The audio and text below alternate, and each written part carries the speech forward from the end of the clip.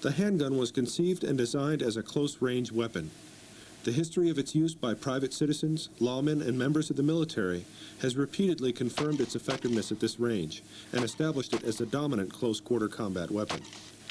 This history has also shown a clear pattern with regard to the circumstances in which a handgun will typically be used. The vast majority of recorded handgun shooting incidents have occurred at very close range, in low light, and under conditions of extreme stress. Recent statistics confirm that this pattern continues today. The FBI's 1992 Law Enforcement Officers Killed and Assaulted report provides details of officers feloniously killed by firearms over a 10-year period. According to this report, 500 officers were killed by handguns, 94 by rifles, and 56 by shotguns, for a total of 650.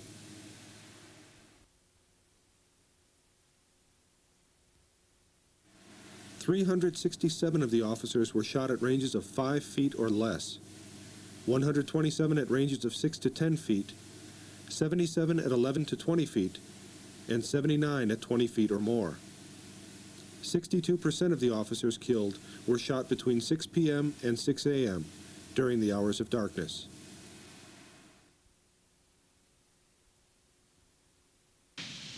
The most important thing to remember about using a handgun combatively is that you will be doing so because you fear for your life.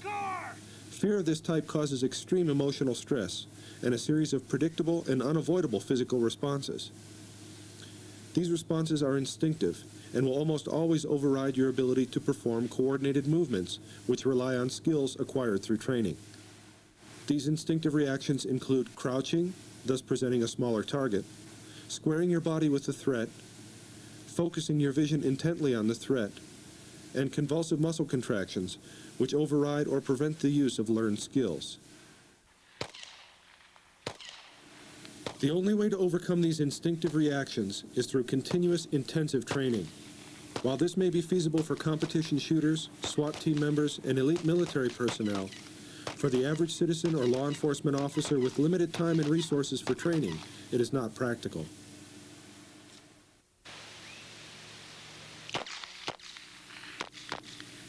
Additionally, in situations of extreme fear and surprise, it is not uncommon for even highly trained shooters to abandon consciously learned firing methods and revert to instinctive responses. Based on statistics compiled from actual gunfights, we know what the circumstances of a typical gunfight will be. From human nature, we know how the body will react to the extreme stress of a life-threatening situation. It makes sense, then, that practical combat shooting technique should be based on this real-world knowledge. And so it was. During World War II, Colonel Rex Applegate, close combat instructor to the secret operatives of the Office of Strategic Services, or OSS, and U.S. Army Military Intelligence, developed an extremely effective method of close-quarter combat shooting. The nucleus of this method was a system of combat shooting developed by British commando trainers W.E. Fairburn and E.A. Sykes while serving with the Shanghai Municipal Police during the early 20th century. The collaboration of Applegate, Fairburn, and Sykes resulted in a method of combat point shooting which allowed the effective delivery of fire at close range in virtually any light conditions without the use of sights. This method was taught to thousands of U.S. and Allied operatives and successfully applied in combat countless times during World War II. The training methods and techniques developed by these individuals were revolutionary and predated many so-called modern methods popularized decades later. These included practices such as the use of moving and bobbing targets and a sophisticated indoor range called the House of Horrors, predecessor of later kill houses used by Special Operations Forces and SWAT teams. This rare archival footage from declassified OSS files shows W.E. Fairburn himself accompanying a trainee during live fire exercises in the House of Horrors. Coming. Now, watch yourself down here. Eyes open. That's it.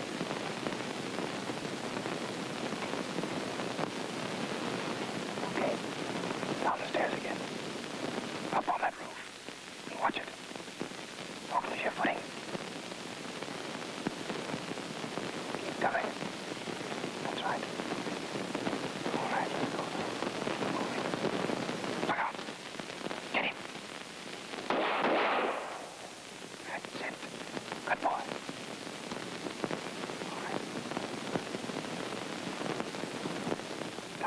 Although Applegate's point shooting technique was proven countless times in battle, these hard-earned lessons and the tremendous advances in combat training methods made by Applegate, Fairburn, and Sykes were largely forgotten after World War II. In the decades since then, numerous other combat shooting methods have been introduced. However, unlike point shooting, these techniques were developed primarily for competition-style combat shooting matches. These matches, no matter how competitive they may be, cannot duplicate the psychological and physical stress of an actual gunfight, where winning is measured in terms of lives, not trophies. More importantly, the effectiveness of point shooting as a combat method for the average shooter has been conclusively proven. As the saying goes, if it ain't broke, don't fix it.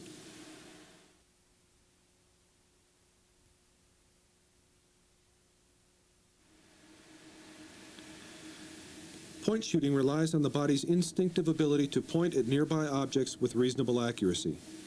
This basic form of eye-hand coordination is an ability that people develop during childhood and refine throughout their lifetimes. It is so natural and so well ingrained that it is not greatly affected, even when the body is suffering reactions to extreme stress. The mechanics of instinctive pointing are very simple. The eyes focus on the target, then the arm is raised until the hand breaks the line of sight. By keeping the elbow and wrist locked and raising the arm like a pump handle, a very accurate and consistent alignment of the pointing hand and the line of sight can be achieved. When a handgun is properly gripped and aligned with the arm, this innate ability to point accurately can be adapted to quickly aim the gun at close-range targets without using the gun's sights. The barrel of the gun simply replaces your finger. The result is the ability to deliver fire quickly and accurately at close range, in low light, and while experiencing the natural human reactions to extreme stress. This ability is exactly what is needed in a typical gunfight. It is also why point shooting should be the foundation of all combat shooting technique.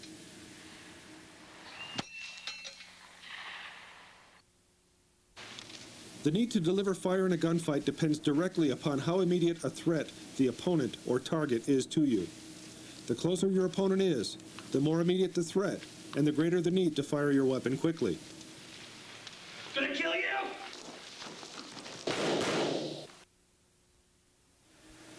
In close-quarter situations, the instinctive reactions to stress take over, and responses are generally limited to natural, instinctive movements.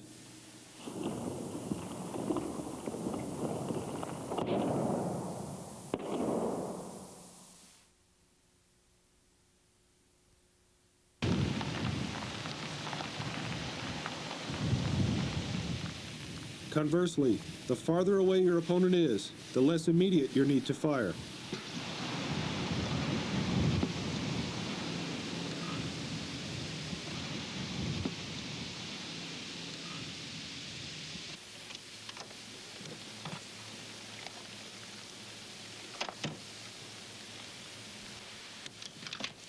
Get off my property! Drop the gun! The more time you have before you must fire, the greater your chances of composing yourself and overcoming the instinctive reactions to stress.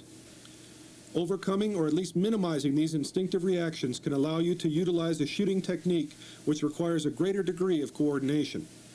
It can also allow you to switch your visual focus from the threat to your weapon's sights.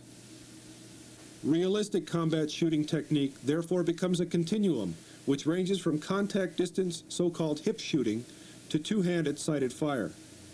Where you fire along this continuum is based on your distance to the target, the perceived threat, and your ability to control the instinctive physical responses to stress.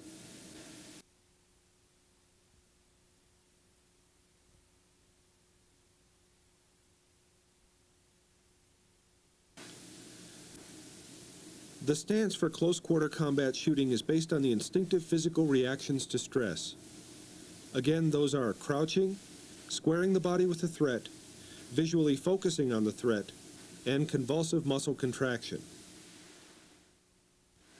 From a relaxed posture, take one natural step forward and flex your knees to assume a balanced crouch.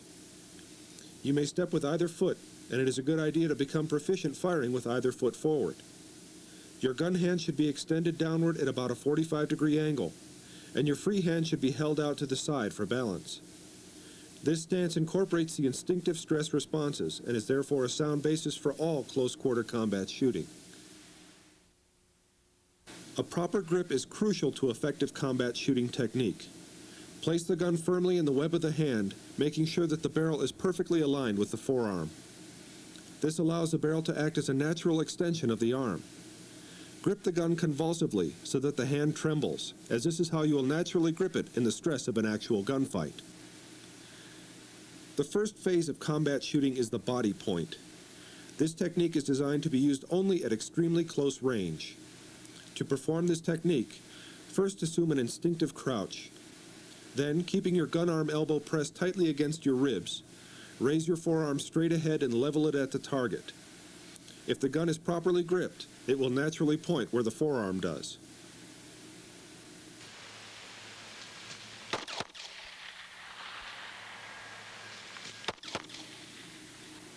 At ranges from muzzle contact out to about 5 feet, this firing technique is extremely effective.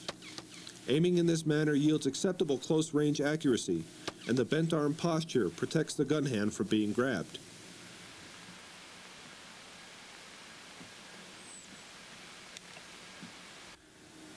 To shift your fire laterally when using the body point, pivot on the balls of your feet, turning your body like a turret until you face the target directly. Keep your gun arm elbow pressed tightly to your side and turn your entire body. This allows for more accurate fire than simply moving your arm and keeps your body squared with the threat.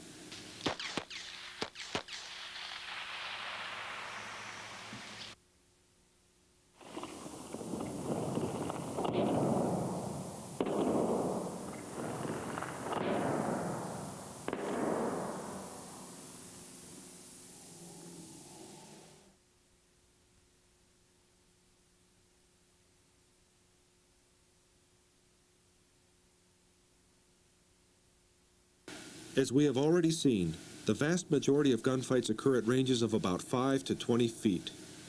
Shooting techniques that have proven effective at this range should therefore be the foundation of all combat shooting training, and should be regarded as the single most important life-saving skill for individuals armed with handguns. On the practice range, highly skilled shooters can successfully use two-handed aim-fire techniques to hit quickly and consistently at typical gunfight distances. However, in the stress of a gunfight against targets that are shooting back, even highly skilled shooters are often overcome by instinctive reactions and revert to unsighted point firing.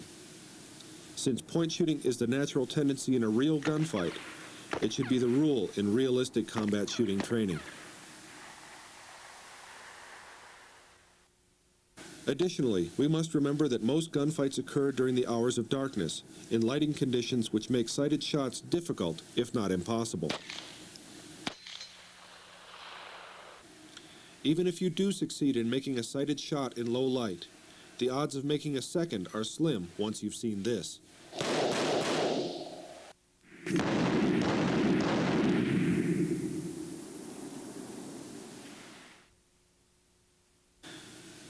As with the body point method, a proper grip is critical to effective point shooting. Practice gripping the gun convulsively while ensuring that the bore is aligned with your forearm. The combination of a firm grip and correct alignment will enable you to point the gun accurately and consistently. Once you've established a correct grip, practice assuming the ready stance. From a natural position, take one step forward and flex your knees. Practice this movement until it becomes natural and balanced.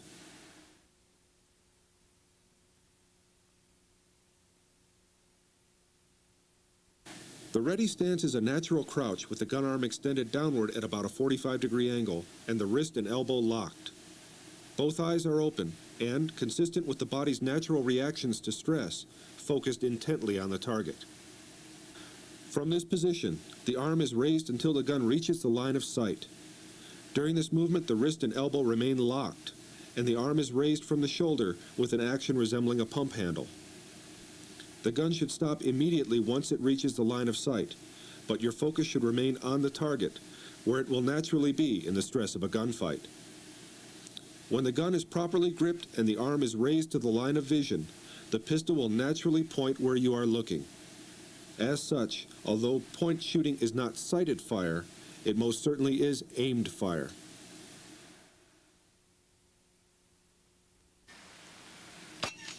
Once you are comfortable with raising the gun properly to eye level, it's time to fire some rounds. Begin at relatively close range with single rounds. When the pistol reaches eye level, contract your entire hand tightly to fire. Don't worry about fine trigger control. The uniform contraction of the hand will keep the gun properly aligned and is consistent with the convulsive muscle contraction associated with extreme stress.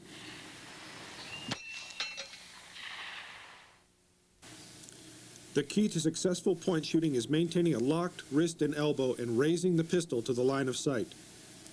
One common mistake, especially in stressful situations, is to shove the pistol forward rather than raising it. Shoving the pistol causes the wrist to flex at full extension and the muzzle of the gun to dip downward.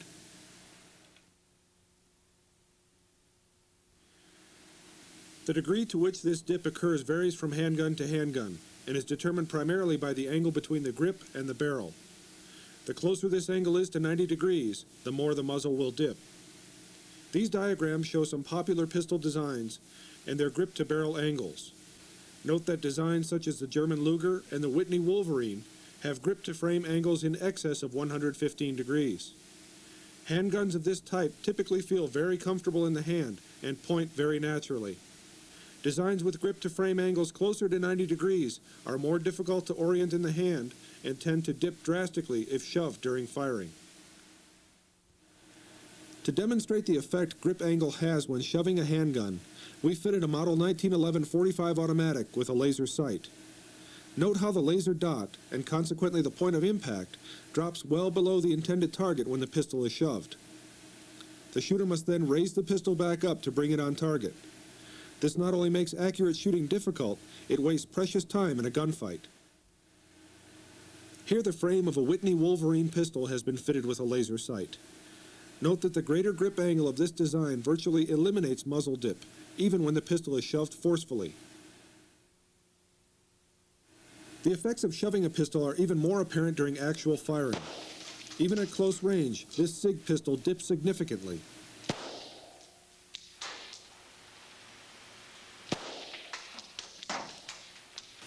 In contrast, the muzzle of this Luger dips only slightly when shoved.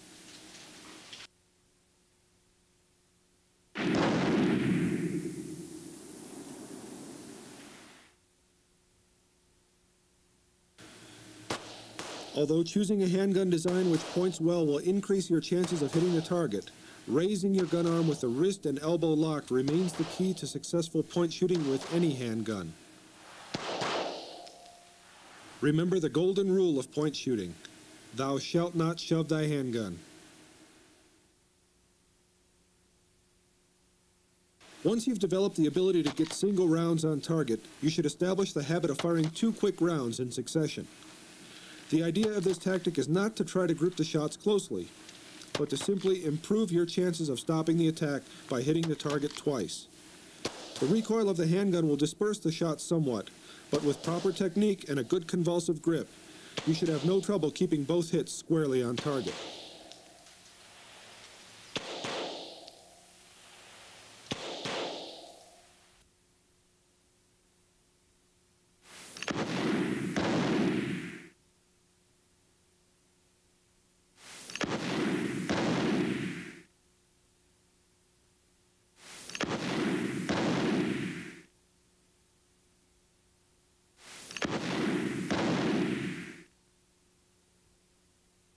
One variation of point shooting is the original method developed by Fairbairn and Sykes.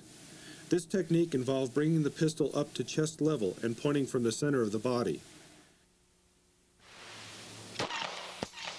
This is more difficult to master and inherently less accurate than bringing the gun to eye level, therefore it is not recommended.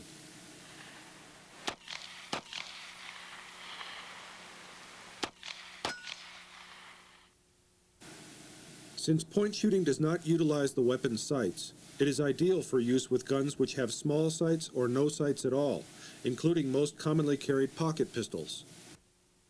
Here, the excellent Seacamp 32 pocket pistol, a design which features no sights whatsoever, becomes a formidable weapon when utilized with point shooting technique.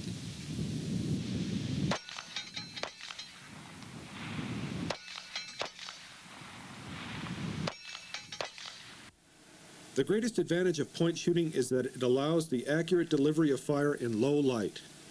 In these conditions, even if you had time to look at your sights, you probably couldn't see them. To illustrate the effectiveness of point shooting in low light conditions, we taped the sights of this pistol and took a trip to the range at dusk. Although it may be difficult to see the shooter's technique, thanks to Hornady Vector ammunition, you can see the results.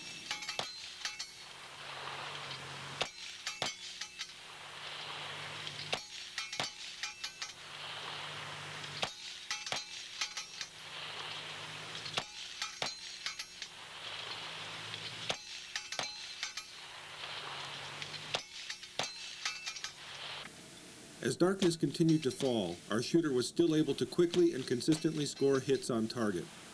This leaves little doubt that at typical gunfight distances, if you can see your target, you can hit it with point shooting.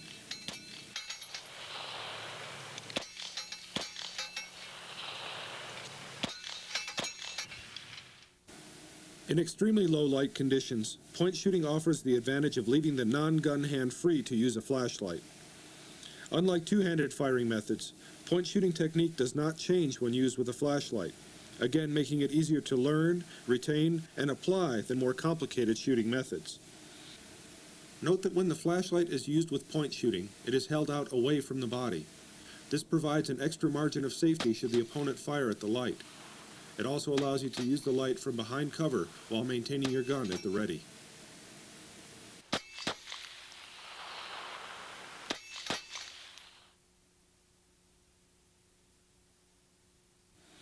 It also should be noted that in military scenarios, point shooting is the only technique which enables you to effectively return fire at your enemy's muzzle flashes.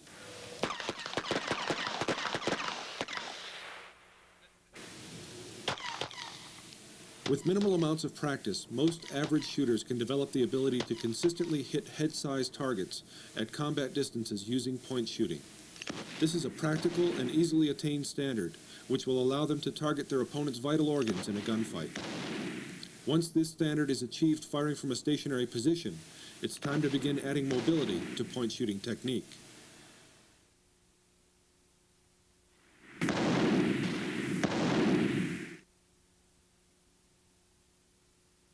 To engage multiple targets from a standing position with point shooting, use the same pivoting movement utilized with the body point technique. Pivot smoothly on the balls of your feet until your shoulders are squared with your target, then raise your hand and fire. Lower your hand while pivoting to the next target, then raise it again to fire. This will ensure that your body is aligned with the target before you attempt firing.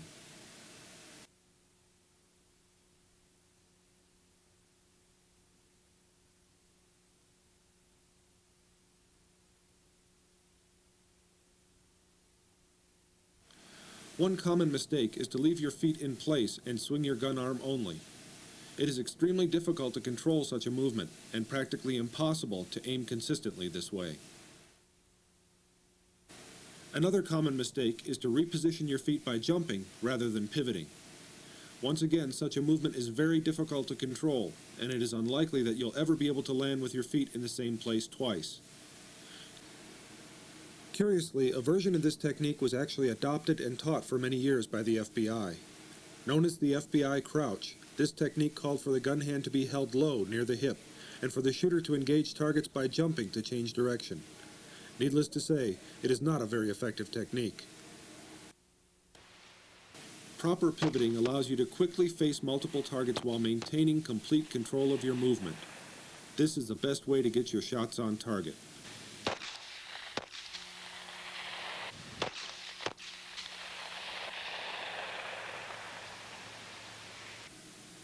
Pivoting can also be utilized while moving to engage targets to your flanks.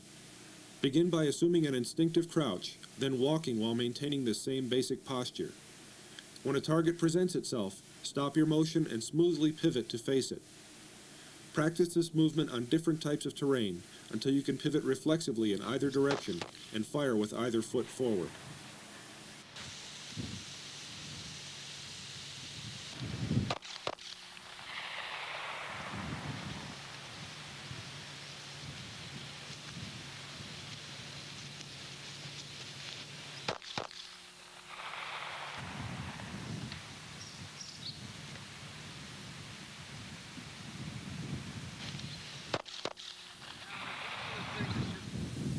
One great advantage of one-handed point shooting over two-handed firing methods is that it allows you to move and pivot very naturally.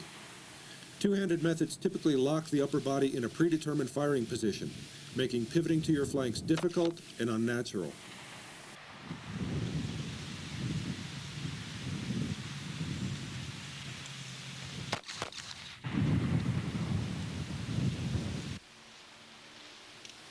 In this exercise, note how walking pivots and stationary pivots are both utilized, combining balanced tactical movement with swift and effective point shooting technique.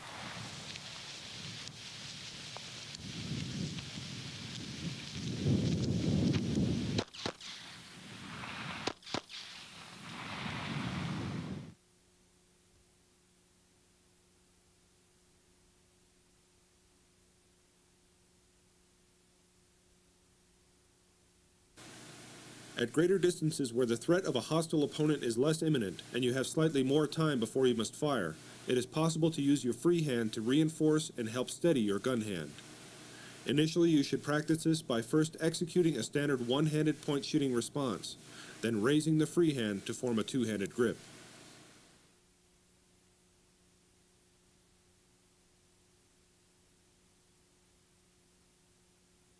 To assume a correct two-handed grip, wrap the fingers of your free hand tightly around the front of your gun hand. In addition to steadying your hold on the gun and helping to control recoil, this technique is useful for individuals with small hands who have difficulty gripping large pistols solidly with only one hand.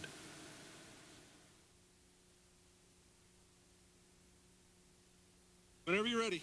Here the use of the supporting hand is demonstrated in a live fire exercise at the range. Note that the shooter is farther from the target than he was for one-handed point shooting. This increased distance from the threat is what allows him the time to utilize a two-handed hold.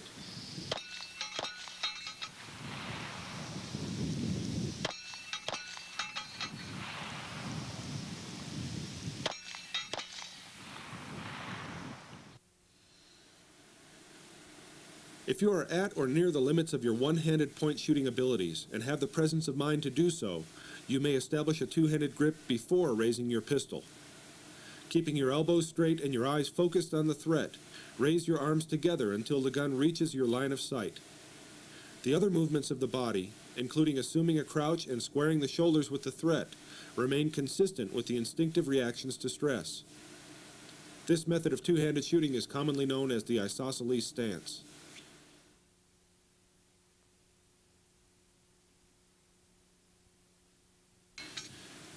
If you have sufficient time and your non-gun hand is not being used to open a door, operate a flashlight, or perform any other tactical movement, a two-handed hold can be used to reinforce your point shooting technique and extend your effective range.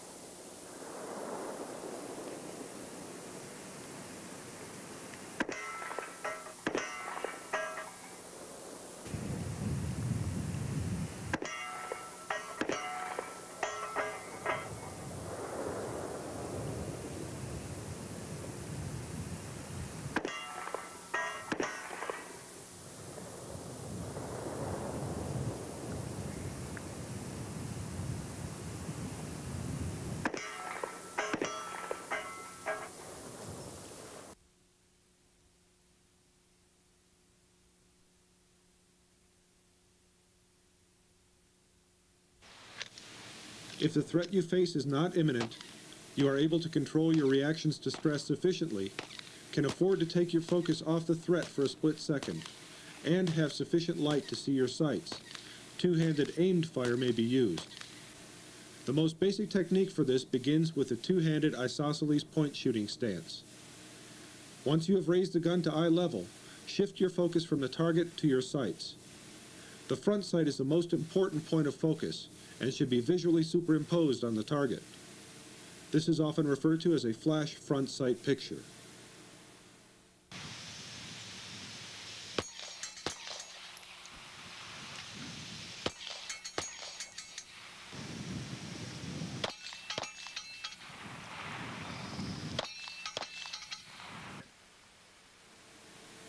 A more sophisticated method of two-handed aim fire is the Weaver stance.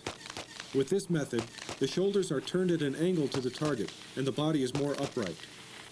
The elbow of the supporting arm is bent, and the supporting hand pulled back, while the gun hand is pushed forward.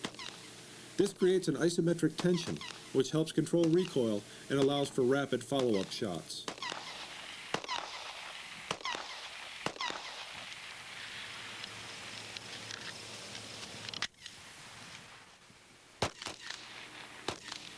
The finely coordinated body positioning of the Weaver stance is obviously contrary to the instinctive physical responses to stress.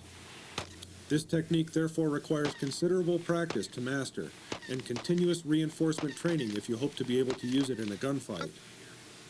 Like all sighted fire techniques, it also depends upon the availability of sufficient levels of light to be effective.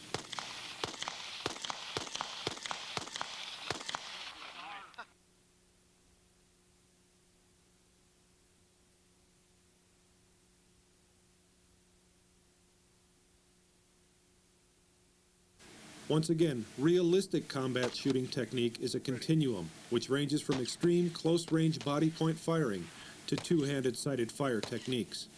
Where you fire along this continuum depends upon your level of training, the circumstances of the violent encounter, and most importantly, your ability to function while experiencing the instinctive physical reactions to life-threatening stress.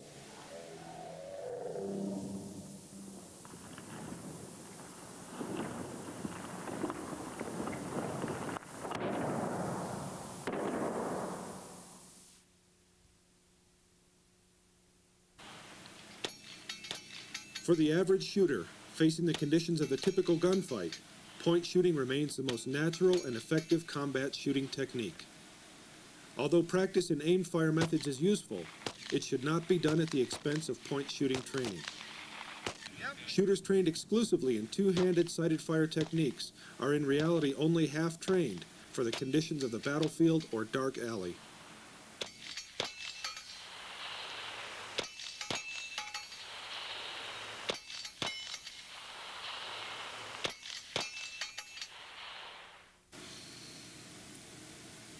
To demonstrate the progression of technique of the combat shooting continuum, we placed markers at 5-foot intervals from this steel silhouette target. At contact distance out to about 5 feet, the body point is the most appropriate technique, but for reasons of safety, it is not demonstrated with this steel target. The shooter begins at the 10-foot line, firing 2 rounds center mass using one-handed point shooting. In a real gunfight, he would of course continue to fire until the threat was stopped. Moving back to 15 feet, one-handed point shooting is again the technique of choice.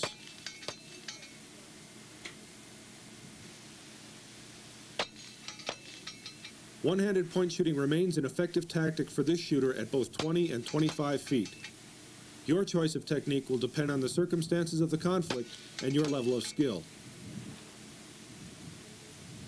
At 30 feet, this shooter adds his supporting hand to steady his hold, but keeps his visual focus on the target and point shoots. At 35 feet, the shooter begins with a two-handed hold and shoots isosceles style. At this range, if the situation allows, he may either point shoot or use a flash sight picture. At 40 feet, the shooter is able to overcome his reactions to stress sufficiently to use the Weaver stance and a flash sight picture.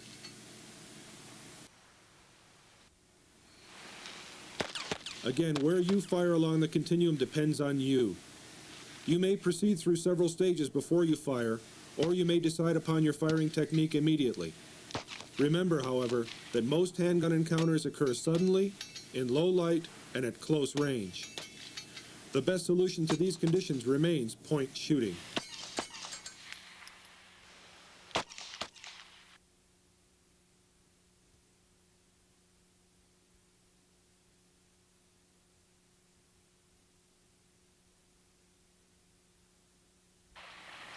Point shooting has been criticized by some so-called authorities as outdated and only capable of providing inaccurate, unaimed fire. However, statistics compiled from shooting incidents on today's streets continue to show that it is what most people instinctively rely on in the stress of a gunfight, regardless of their formal training in sighted fire techniques.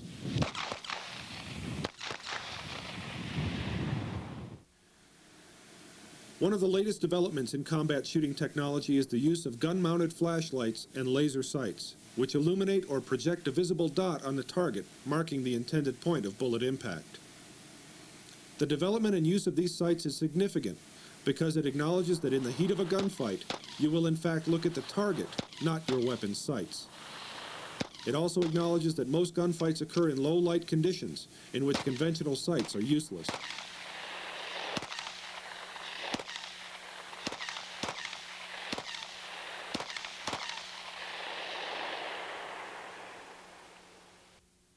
In order to successfully use a laser-sighted weapon with two-handed sighted fire techniques, these techniques must be modified to allow the shooter to maintain his focus on the target. When this pistol is held in a proper Weaver grip, the laser dot disappears behind the weapon's sights. However, when used with one- or two-handed point shooting technique, the laser dot not only remains visible to the shooter, it is automatically aligned on the target.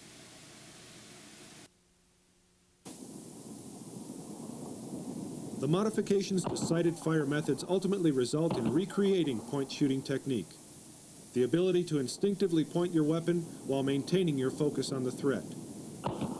Point shooting does this with or without a laser and has been winning gunfights for over 50 years.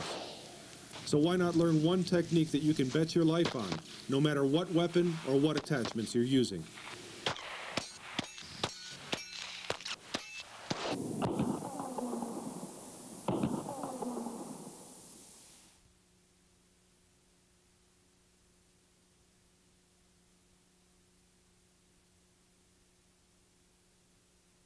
Colonel Rex Applegate is a world-renowned expert on all aspects of close combat. During World War II, he was close combat instructor to the operatives of the Office of Strategic Services and U.S. Military Intelligence, and served as bodyguard to President Roosevelt. A noted weapons collector and designer of combat knives, he is also one of the world's foremost experts on riot control. Colonel Applegate has over 50 years' experience as a developer, instructor, and researcher of combat shooting technique.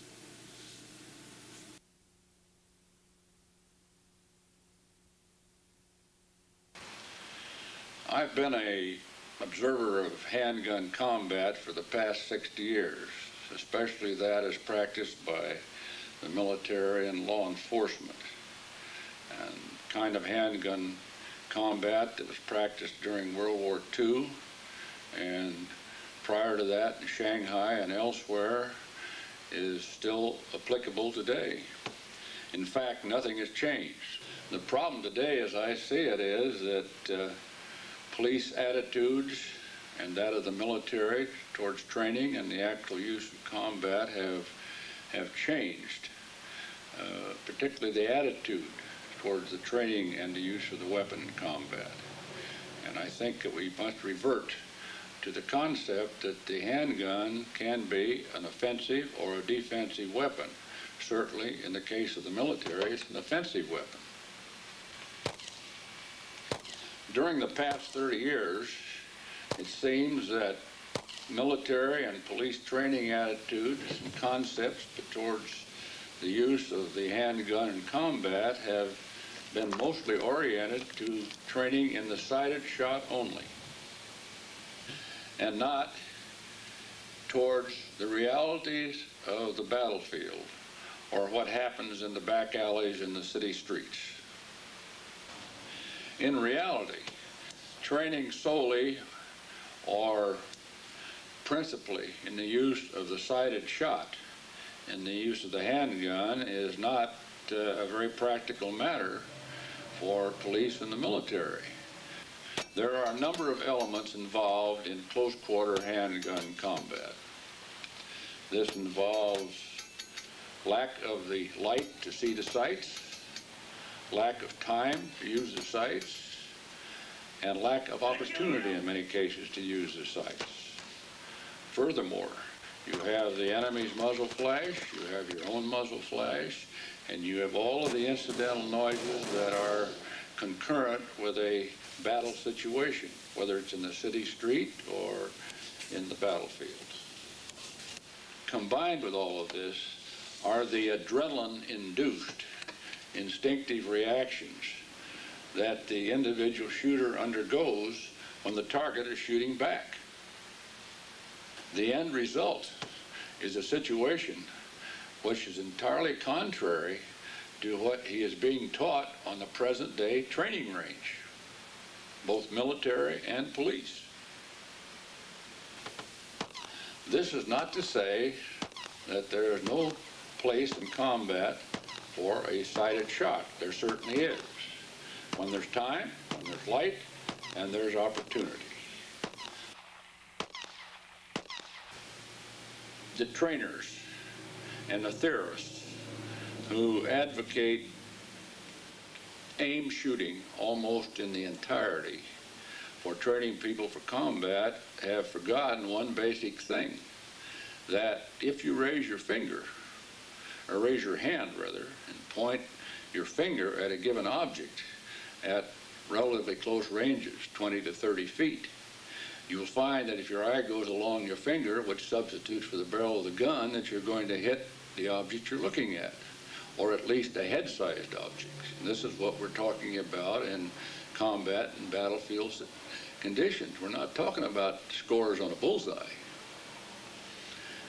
And I think that all of this overemphasis on the front sight pictures and trigger squeeze and all these things have no place in close quarter situations. For instance, in the matter of trigger squeeze, you don't squeeze the finger independently of your hand, you squeeze the whole hand in combat because you're utilizing a convulsive grip.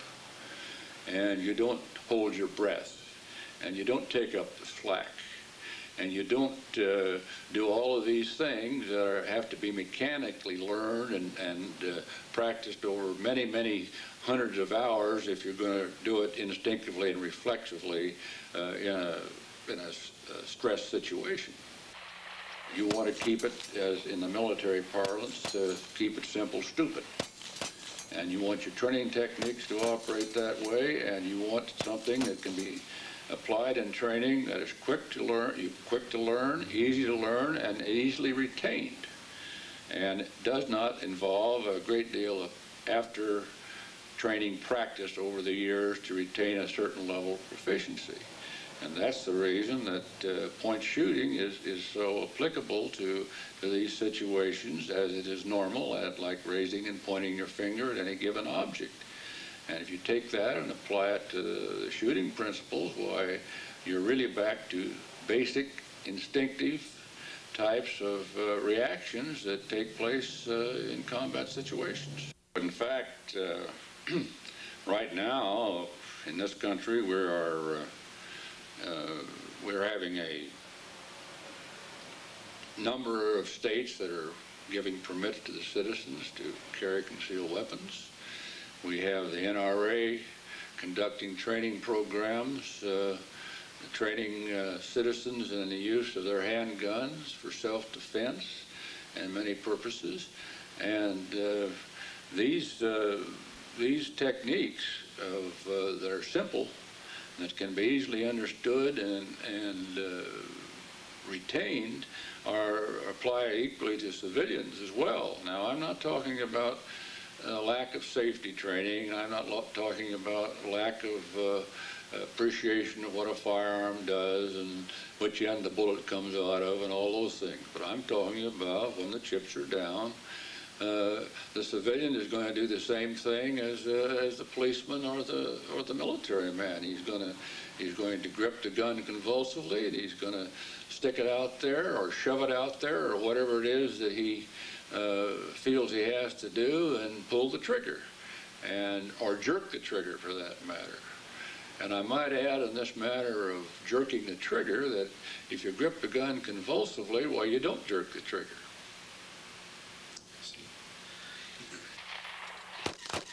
It's always amazing to me that people conceive that it takes two hands to lift a handgun to the eye level to shoot it in combat. I don't think it's too heavy, but maybe it is. But I've never experienced that, or I've never experienced most people of either sex or anything else that would be unable to lift the handgun with one hand. I will admit that in the case of women and some of the people with weaker statures, and that two-hand is a good idea, even in the combat instinctive position at close range. However, you must remember that we're talking military and we're talking police in this case. We're not talking civilians necessarily. You must remember that the policeman has a flashlight in his hand. He's opening a door. He's walking up a stairs. He's feeling his way with his free hand along the wall. He's shoving somebody away from him so he can pull the gun out from his holster. Or he's using his hand to maintain his balance. And the same applies to the soldier, particularly in the aspect of balance, which is very important in all of this. Remember now, these people are not walking along the flat level surfaces of the combat range. They're going down littered battlefields, littered alleys, irregular surfaces. The adrenaline is pumping, they're out of breath. All of these things are taking place at a time when there is no time. And it's either kill or be killed.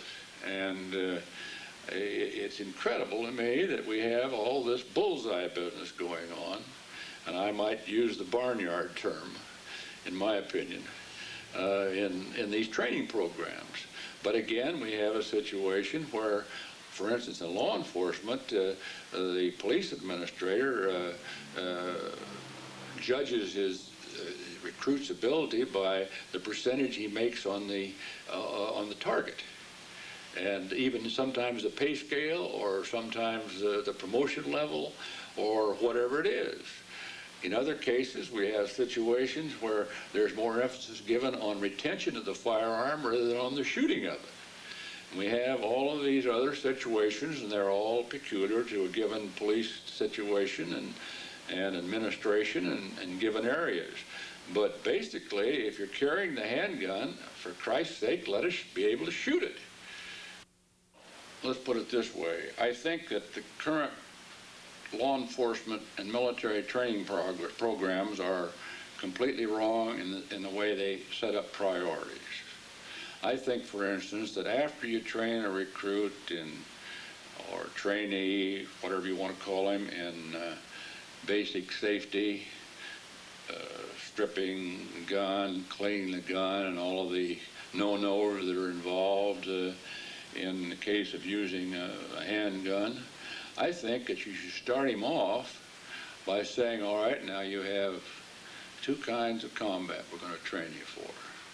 The kind you're going to encounter in the case of law enforcement on the street and in the alleys. This is what statistics show. This is where you're shooting your guns.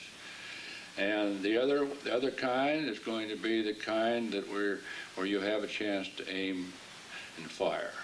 And this is probably going to be the least frequent of the situations in which you're going to encounter in your professional life as you carry your handgun. And I think that you should train the people accordingly, and I think that you should start off with a close quarter type training after you've done the safety and the other things, and then train them on the other type, because the two types of shooting are the antithesis of one another. And we train one way for combat because that's instinctive and has all of the other elements brought into play. And on the other one, we train for aim shots. This is a mechanical situation where you have a lot of muscle memory, so-called, involved, and countless hours of training on holding your breath and trigger squeeze and sight alignment and all these other things. And they don't jibe. So I think if you took it in two sections, and I think if you introduced the program, whether it's police or military, and you introduced the practical course first, you'd have a lot less students going to sleep in class. If you can spend the time, and you can go to a training school, and you have the enthusiasm, and you have the money, and you can spend hours and hours of practice and build up to the point where you can use the sights and train your muscle memory, so-called, and maybe spend 1,000 hours, that you can do this in a combat situation, so much the better. But remember, we're not talking about that kind of people. Those are gun bugs. Those are gun nuts. Those are sporting people. They're competition people. And I just think that's where we go wrong on so much of this training. Police department, what does the chief do? Well, he says, well, so-and-so is my gun expert because he's a competition shooter, or he's a gun bug, and then that gun bug turns around and tries to teach everybody in the department how to be a competition shooter. This is what often happens. A lot of others, I suppose, say, well, I went to such and such training school, so I'm the expert. I'm now a competent shooter. Competent shooter for what? Knocking down steel plates, shooting bullseyes, hitting silhouettes, or shooting men. A lot of difference.